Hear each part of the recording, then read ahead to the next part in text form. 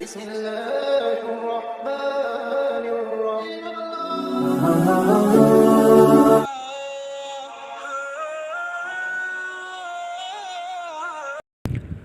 معتزد کا زمانہ 279 ہجری سے 289 ہجری تک ہے۔ معتمد کے بعد اس کا بھتیجا معتزد پائے تخت پر بیٹھا۔ یہ بڑے جاہ و جلال والا بادشاہ تھا۔ اس نے مشکل ترین حالات میں حکومت سنبھالی، لیکن اس کے باوجود بہت محنت مشقت سے اس کو درست کر لیا، اور ان دنوں جتنی بھی بغاوتیں ہوئیں سب کو مردانہ وار کچلا۔ اس طرح چند ہی دنوں میں حالت اتنی بہتر ہوئی کہ پھر سے ملک میں رونق آ گئی، لیکن اس کے دور میں کرامتہ کے فتنے نے بہت مشکلات پیدا کیں اور گویا ریاست کی ناک میں دم کر کے رکھ دیا۔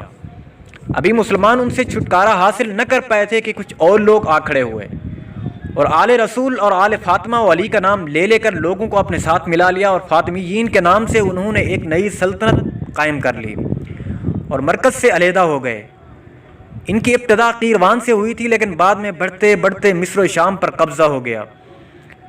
مصر کی طولونی حکومت سے البتہ تعلقات اچھے تھے۔ ان دنوں خماربیہ کا وہاں بادشاہ تھا۔ اس کے معتزد سے اتنے اچھے تعلقات تھے کہ اس نے اپنی بیٹی قطر النداء خلیفہ کی نکاح میں دے دی۔ اس زمانہ میں ایک اور خاص بات ہوئی، اور وہ یہ کہ معتصم نے ترکوں کے اثر کی وجہ سے سامراء کو دارالحکومت بنایا تھا، لیکن اب ترک ختم ہو چکے تھے، اس لیے معتزد نے پھر بغداد میں رہنا شروع کر دیا۔